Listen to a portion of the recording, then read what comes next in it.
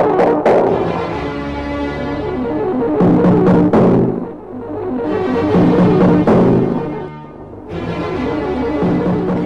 résistantes, bonsoir.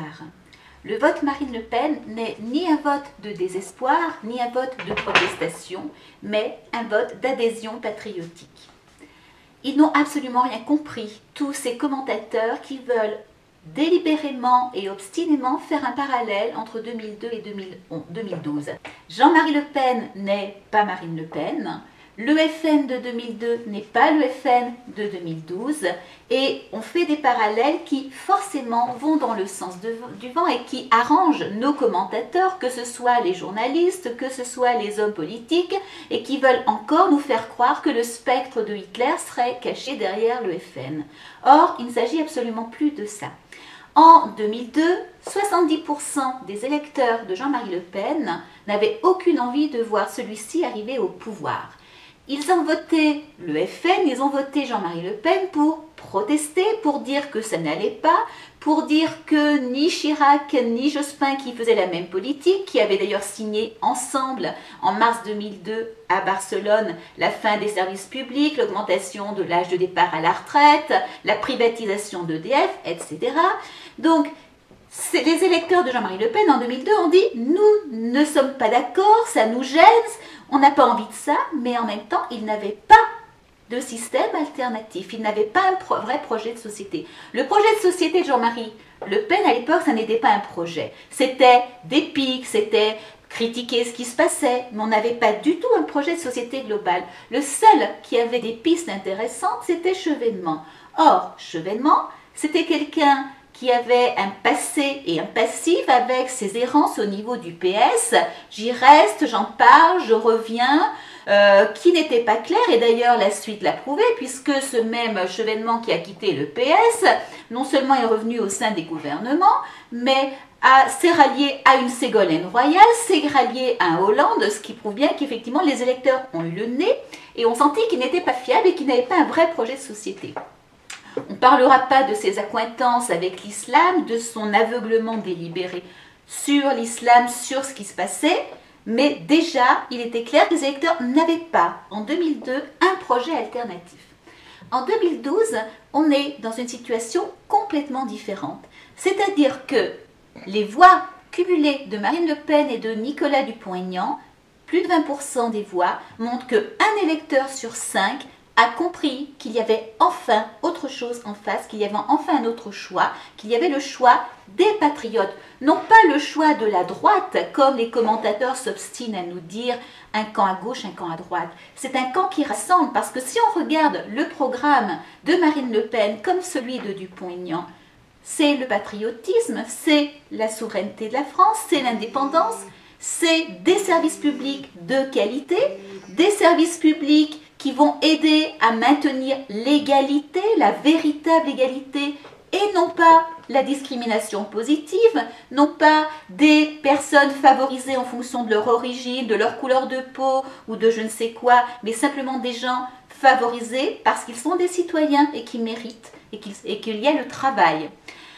Ils ont un projet qui est aussi intéressant sur l'école, puisque leur projet montre autre chose, une volonté de revaloriser la culture, le savoir, l'effort, le mérite, et non pas le nivellement par le bas, comme le font un Sarkozy ou un Hollande. Donc on est là dans un véritable projet de société qui tient la route. Et il est évident que 100% des électeurs de Marine Le Pen et de Dupont-Aignan ont choisi un projet de société. Ils n'ont pas voté par défaut, ils ont tous voté en espérant que Marine Le Pen aille au pouvoir. Il y a forcément un petit bémol pour Nicolas Dupont-Aignan, hélas, parce qu'il mériterait effectivement beaucoup plus de votes. C'est que les gens qui ont voté pour lui ont montré que le côté souverainiste, indépendance, etc. leur plaisait, en sachant qu'il avait peu de chance d'ébranler le socle du système UMP-PS. Nicolas Dupont-Aignan, on l'a déjà dit, on salue son courage, sa lucidité sur le rôle de la France. On est très déçu sur les œillères qu'il a sur l'islam, sur les dangers de l'immigration sauvage. Même s'il dit qu'il faut arrêter le regroupement familial, il ne va pas assez loin dans les dangers de l'islamisation de la France. Et je crois que ça fait partie des choses qui ont gêné les électeurs et qui l'ont empêché d'avoir davantage de votes. Quand on regarde que tout ça s'est fait en un an, Marine Le Pen est à la tête du FN depuis seulement un an. Le nouveau FN est né seulement depuis un an. Et en un an, elle a réussi à rallier un électeur sur 5. Est-ce qu'on se rend compte du raz-de-marée et de ce qui est en train de se passer, de la chose extraordinaire qui est en train de se passer? Le paysage politique est en train de se renouveler totalement. Il y a une nouvelle force énorme qui va devoir être prise en compte. D'où l'importance des législatives, qui sera forcément, quel que soit le vainqueur du second tour, un enjeu très important. Nous sommes à un tournant historique. Le système va se casser la figure. Que ce soit avec Hollande ou avec Sarkozy, ça va se casser la figure.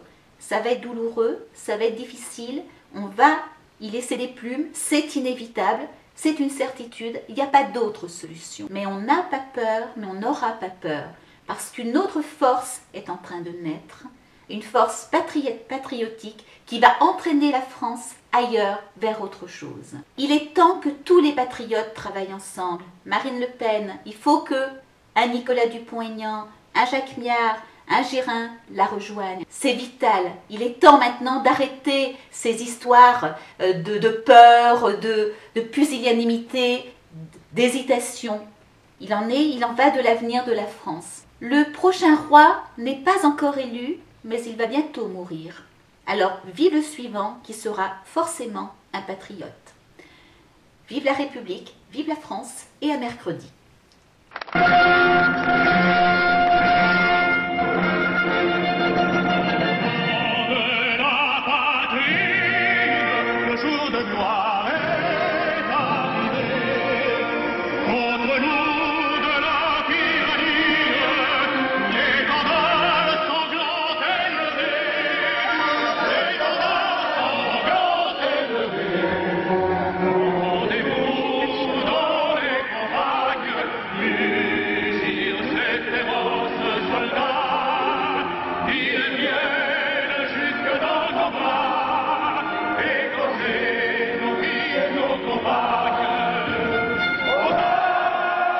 Citoyens